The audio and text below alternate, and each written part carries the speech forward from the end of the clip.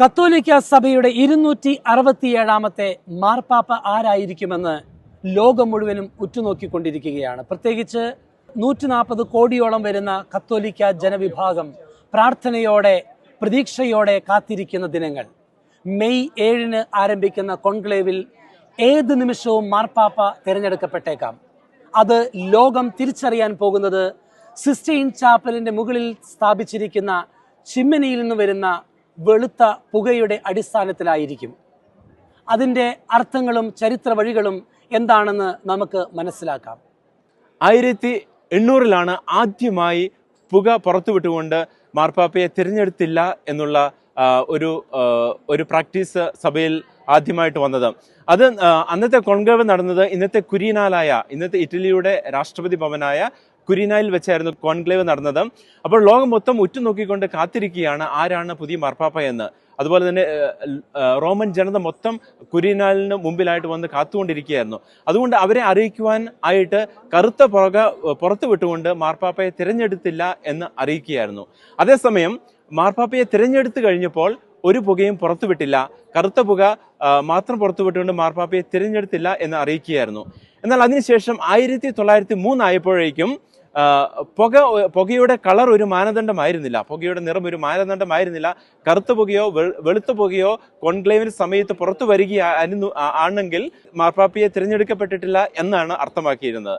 അതേസമയം മാർപ്പാപ്പയെ തിരഞ്ഞെടുക്കപ്പെട്ടപ്പോൾ ഒരു പുകയും പുറത്തു വന്നുമില്ല. അതായത് 1903 കോൺക്ലേവിന്റെ ഫലമായിട്ട് പരിശുദ്ധ പിതാവ് പയസ് 10 മാർപ്പാപ്പയെ തിരഞ്ഞെടുക്കപ്പെട്ടപ്പോൾ ഒരു പുകയും പുറത്തു വന്നില്ല. അപ്പോൾ ആദ്യ കാലഘട്ടങ്ങളിൽ പുക പുറത്തു വരുന്നത് മാർപ്പാപ്പയെ തിരഞ്ഞെടുക്കപ്പെട്ടില്ല എന്ന് അറിയിക്കുവാൻ വേണ്ടി മാത്രമായിരുന്നു. എന്നാൽ പിന്നീടുള്ള ചരിത്രം നമ്മൾ പരിശോധിക്കുമ്പോൾ നമുക്ക് മനസ്സിലാക്കുവാൻ സാധിക്കും, കറുത്ത പുകയും വെളുത്ത പുകയും പുറത്തുവിടുന്നത് പ്രത്യേകമായ ഒരു അർത്ഥത്തോടു കൂടിയായിരുന്നു കോൺക്ലേവിൽ മാർപ്പാപ്പ ഇലക്ട് ചെയ്യപ്പെടുമ്പോൾ.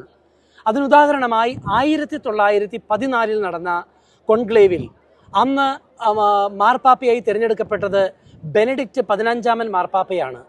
അന്ന് മാർപ്പാപ്പയെ തിരഞ്ഞെടുക്കപ്പെട്ടു കഴിഞ്ഞപ്പോൾ പുതിയ മാർപ്പാപ്പ തിരുസഭയ്ക്കുണ്ടായി ഹബേബൂസ് പാപ്പം എന്ന് തിരിച്ചറിയിക്കുവാൻ വേണ്ടിയിട്ട് വെളുത്ത പുകയാണ് പുറത്ത് വിട്ടിരുന്നത്. അന്ന് കറുത്ത പുക പുറത്തുവിടുമ്പോൾ മാർപ്പാപ്പ തിരഞ്ഞെടുക്കപ്പെട്ടില്ല എന്നും വെളുത്ത പുക പുറത്തുവിടുമ്പോൾ മാർപ്പാപ്പയെ തെരഞ്ഞെടുത്തു എന്നുള്ള അർത്ഥത്തോടു കൂടിയാണ് അന്ന് അപ്രകാരം ചെയ്തത്. ആ പാരമ്പര്യം ഇന്നും തുടർന്നുകൊണ്ടിരിക്കുകയാണ് ഓരോ കോൺക്ലേവിലുമായി. പൈറോ ടെക്നിക് കാർട്രേജ് ഉപയോഗിച്ചാണ് കൃത്രിമമായിട്ട് വൈറ്റ് സ്മോക്കും ബ്ലാക്ക് സ്മോക്കും ഉണ്ടാക്കുന്നത്. അതായത് ഒരു കാർട്രേജ് എന്ന് പറയുന്നത് 6 സ്മോക്ക് ഗ്രാനൈറ്റ്സ് ഉണ്ടായിരിക്കും. അത് 2 മിനിറ്റ് വരെ പുക നിലനിർത്തുവാനുള്ള കപ്പാസിറ്റി അതിനുണ്ടായിരിക്കും. ഇതിൽ ഒരു പ്രധാന കാര്യം ഓർക്കേണ്ടത്, ഇതിലൂടെ മാർപ്പാപ്പയ്ക്ക് വേണ്ടി വോട്ട് ചെയ്ത ബാലറ്റ് പേപ്പറും കൂടെ ചേർന്ന് ഒരുമിച്ച് കത്തിക്കുന്നതായിരിക്കും. അതായത് ഈ വെളുത്ത പുകയും കറുത്ത പുകയും ഉണ്ടാക്കാൻ വേണ്ടി ഉപയോഗിക്കുന്ന വ്യത്യസ്തമായ കെമിക്കൽ കോമ്പോണൻസ് ഉപയോഗിച്ചിട്ടാണ്. പ്രത്യേകിച്ച് കറുത്ത പുക വരുന്നതിന് വേണ്ടി ഉപയോഗിക്കുന്നത് പൊട്ടാസ്യം പെർക്ലോറേറ്റും സൾഫറും അന്ത്രാസിനും ഉപയോഗിച്ചിട്ടാണ് ബ്ലാക്ക് അല്ലെങ്കിൽ കറുത്ത പുക ഉണ്ടാക്കുന്നത്. അതിനോടൊപ്പം തന്നെ ജോജിച്ചൻ സൂചിപ്പിച്ചതുപോലെ ബാലറ്റ് പേപ്പറുകളും ആഡ് ചെയ്യുന്നു. എന്നാൽ വെളുത്ത പുക വരുവാൻ വേണ്ടി ഉപയോഗിക്കുന്ന കെമിക്കൽ കോമ്പോണൻസ് ഡിഫറൻ്റ് ആണ്. പൊട്ടാസ്യം പെർക്ലോറേറ്റിൻ്റെ ഒപ്പം തന്നെ അവർ ആഡ് ചെയ്യുന്നത് ലാക്ടോസും ക്ലോറോഫും റെസിനും ആഡ് ചെയ്യും.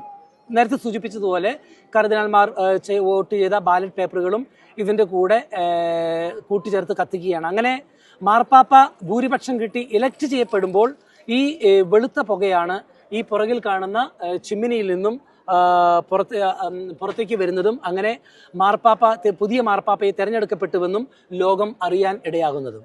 എന്നാൽ കഴിഞ്ഞ കാലഘട്ടങ്ങളിലെ പേപ്പൽ ഇലക്ഷന്റെ ഫലം പുറത്തു വന്നപ്പോൾ, പ്രത്യേകിച്ച് ജോൺ പോൾ 2 മാർപ്പാപ്പ, ബെനഡിക്റ്റ് 16 മാർപ്പാപ്പ, ഫ്രാൻസിസ് മാർപ്പാപ്പ, ഇവരുടെ തിരഞ്ഞെടുപ്പിന്റെ ഫലം വെളുത്ത പുകയിലൂടെ പുറത്തു വന്നപ്പോൾ സെന്റ് പീറ്റേഴ്സ് ബസിലിക്കയുടെ പള്ളി മണി അടിച്ചുകൊണ്ടുകൂടി ജനങ്ങളെ അവര് ഇതിന്റെ ഫലം അറിയിക്കുക കൂടി ചെയ്തു. ഏതായിരുന്നാലും മെയ് 7-ന് ആരംഭിക്കുന്ന കോൺക്ലേവിൽ ഏത് നിമിഷവും മാർപ്പാപ്പ തിരഞ്ഞെടുക്കപ്പെട്ടേക്കാം.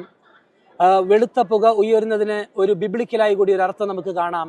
ധൂപമാട്ടുമ്പോൾ പ്രാർത്ഥനാ മധ്യേ, ആരാധന മധ്യേ ധൂപാർച്ചനയിലൂടെ ഉയരുന്ന വെളുത്ത പുക ഒരു പ്രാർത്ഥനയായി സ്വർഗത്തിലേക്ക് ഉയരുന്നു എന്ന് നമ്മൾ മനസ്സിലാക്കുമ്പോൾ, പുതിയ മാർപ്പാപ്പയെ തിരഞ്ഞെടുക്കുമ്പോൾ വെളുത്ത പുക വത്തിക്കാനിലെ സിസ്റ്റൈൻ ചാപ്പലിന്റെ മുകളിലൂടെ പുറത്തേക്ക് വരുമ്പോൾ നമ്മൾക്ക് മനസ്സിലാക്കാം ലോകം മുഴുവനും അർപ്പിച്ച പ്രാർത്ഥനകൾ, കർദിനാൾമാർ ഈ ദിവസങ്ങളിൽ നടത്തിയ പ്രാർത്ഥനകൾ ഇതാ വെളുത്ത പുകയുടെ രൂപത്തിൽ സ്വർഗത്തിലേക്ക് ഉയർന്നുകൊണ്ട് പുതിയ മാർപ്പാപ്പയെ ദൈവം നമുക്ക് സമ്മാനിച്ചിരിക്കും എന്ന് നമുക്ക് മനസ്സിലാക്കുകയും ചെയ്യാം.